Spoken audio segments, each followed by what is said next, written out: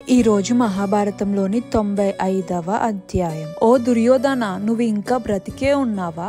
ఈ వార్త విని సంతోషించు. పాంచాలు అందరూ చంపబడ్డారు. పాండవుల కుమారులు కూడా చంపబడ్డారు. వారి మొత్తం సైన్యం నాశనం చేయబడింది. వారు నిద్రిస్తున్నప్పుడు మేము వారిపై రాత్రి దాడి చేశాము. ఇప్పుడు పాండవుల వైపు 7 మాత్రమే మిగిలారు. మన వైపు కృపాచార్య, కృతవర్మ మరియు నేను మిగిలి ఉన్నాను. అశ్వత్థామ మరణిస్తున్న దుర్యోధనుడితో ఇలా అన్నాడు. అది విని నెమ్మదిగా తన కళ్ళను తెరిచి కష్టపడుతున్న శ్వాసతో ఈ మాటలు చెప్పాడు. అశ్వత్థామ, గొప్ప భీష్ముడు లేదా ధైర్యవంతుడైన కర్ణుడు సాధించలేనిది నా కోసం చేశావు. నా హృదయాన్ని ఆనందపరిచావు మరియు నేను సంతోషంగా చనిపోతున్నాను. ఇలా చెప్పి దుర్యోధనుడు మరణించారు. నిద్రలో దాడి చేయబడిన ఫలితంగా తన సైన్యం ఊహించని విధంగా నాశనం అయిందని చూసి యుధిష్ఠిరుడు దుఃఖంలో విలపించాడు. భయంకరమైన కర్ణుడి దాడిలో బతికి ఉన్న ద్రౌపది పిల్లలు మన అజాగ్రత్త వల్ల పురుగుల్లాగా నలిగి నాశనం చేయబడినారు. ద్రౌపది అనుచితమైన దుఃఖంలో మునిగిపోయారు. భీముడు అశ్వత్థామని వెతకడానికి వెళ్లారు. కృష్ణుడు, అర్జునుడు మరియు ధర్మరాజుతో ఇలా అన్నారు. మనం కూడా వెళ్దాము. భీముడు ఒక్కడే వెళ్ళాడు. సహదేవుడు మరియు నకులుడిని శిబిరం దగ్గర ఉంచారు. భీముడు అశ్వత్థామ వ్యాస మహర్షి ఆశ్రమం దగ్గర ఉన్నారు అని తెలుసుకున్నారు. వ్యాసుడు ఆయన ఆశ్రమంలో తపస్సు చేస్తున్నారు. అశ్వత్థామ ఆశ్రమం దగ్గర తపస్సు చేస్తున్నట్టు నటిస్తూ కూర్చొని ఉంటారు. అశ్వత్థామని చూసిన భీముడు ఇలా అంటారు. నిన్న రాత్రి నిద్రపోతున్న పిల్లల్ని సంహరించి ఇప్పుడు తపస్సు చేస్తున్నట్టు కూర్చున్నావా?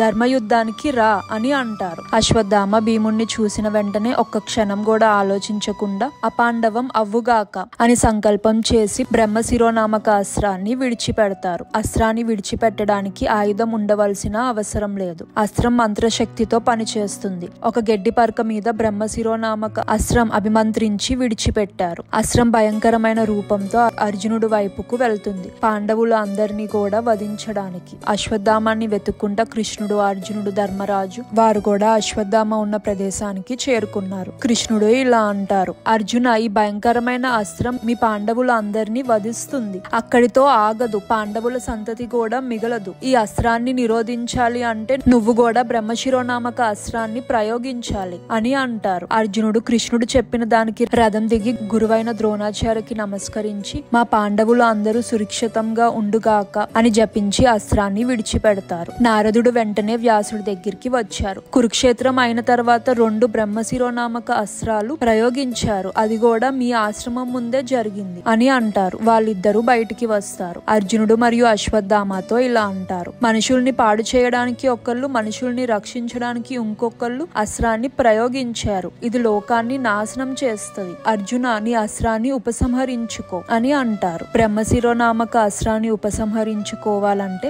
ఎవరైతే ప్రయోగించారో వాళ్ళు చెప్పినది పూర్తవ్వకుండా దాన్ని ఉపసంహరించుకుంటే వాళ్ళ తల పగిలిపోతుంది. అర్జునుడు ఇలా అనుకుంటారు. నేను లోకం ఒక ప్రయోజనం కోసం పెద్దలు అయిన నారదుడు మరియు వ్యాసుడు మాటలను అంగీకరించి నా అస్త్రాన్ని ఉపసంహరించుకుంటున్నాను. అది అర్జున్ని ఏమీ చేయలేదు. దేవతలు కూడా ఉపసంహరించుకోలేనిది అర్జునుడి వల్ల సాధ్యమైంది. అర్జునుడు తపస్ఫలితం, దానం, సత్యం, ఏ ప్రయోజనం ఆశించకుండా చేసే పనుల వల్ల అది సాధ్యమైంది. అర్జునుడు వ్యాసుడి దగ్గరికి వెళ్లి ఇలా అన్నారు. మీరు పెద్దలు, అశ్వత్థామతో కూడా చెప్పండి. వ్యాసుడు అశ్వత్థామతో నీ అస్త్రాన్ని కూడా ఉపసంహరించుకో. అలాగే నీ తల మీద రత్నం కూడా తీసి వాళ్ళకి ఇవ్వు. వాళ్ళు నిన్ను ఏమీ చెయ్యరు. నువ్వు చేసిన తప్పులు ఇలాంటి తప్పులు కాదు. అయినా కూడా వాళ్ళు నిన్ను చంపరు. ఎందుకంటే వాళ్ళు ధర్మాత్ములు అని అంటారు. అశ్వత్థామ ఇలా అంటారు. ఆ పాండవులకి రత్నాలు తక్కువ ఏంటి? దుర్యోధనుడు అనేక రత్నాలు కూడా ఇప్పుడు వాళ్ళవే కదా. కానీ ఆయన బ్రతుకు మీద భయంతో ఆ రత్నాన్ని తీసి వ్యాసుడికి ఇచ్చి ఇలా అంటారు. నేను వదిలిన అస్త్రం అర్జునుడు లాగా ఉపసంహరించలేను. అశ్వత్థామ అలా అంటారు. ఎందుకంటే అది వెనక్కి తీసుకుంటే ఆయన తల పగిలిపోతుందని ఆయనకి తెలుసు.